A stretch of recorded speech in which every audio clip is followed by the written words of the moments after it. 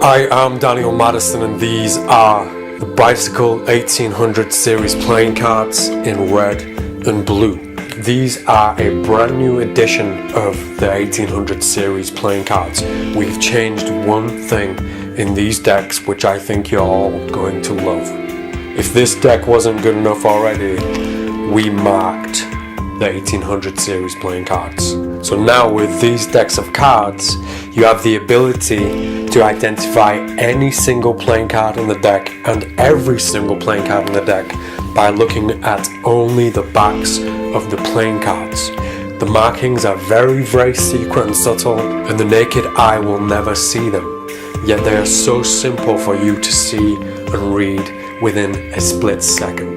But what I love about this marked deck is we hid the markings inside the actual decay and cracks and the weathered look of the deck. So even when you look for the markings when you take this deck to the movies, you cannot see them and you will never see them. One of my favorite things to do with a marked deck is following a stacked effect. So let's say the deck is stacked in a certain order and also marked. So let's say it's a stack and it's also marked. If I cut the deck, or if I get a participant to cut the deck and they're looking at this card, if I now look at this card or the markings on this card, because it's a stacked deck, I know what card they're looking at. When I do work with a stacked deck, one of the most powerful things I think to do with a stack is to simply false shuffle the deck and then claim that you can memorize the deck within seconds. You do your false shuffles, you spread the deck face up, and then you scan every single card, and then you close the deck and say, okay, I can remember every single card in the deck, and then you just name every single card as you turn them over. At the end of that, I found in the times I performed that a lot of people would ask, can you do that if I shuffle the deck? And I used to say yes, because my method was a deck switch, so I just switch out the deck that they shuffled for another stacked deck that was already on standby. But there's an easier way around this, a different avenue, a different road that you can take, especially when you're using a marked deck.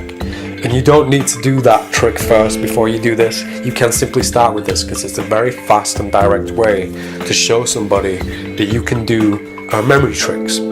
So the idea is this: they put the deck behind their back and they turn a card face up, one card face up in the middle of the deck.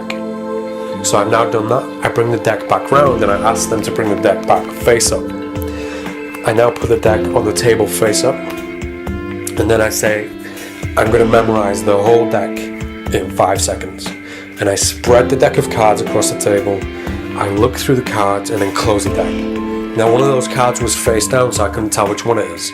But the point of this trick is the idea of elimination. If I can see 51 playing cards and I can memorize them all, by elimination I can figure out which playing card's missing, which playing card's face down.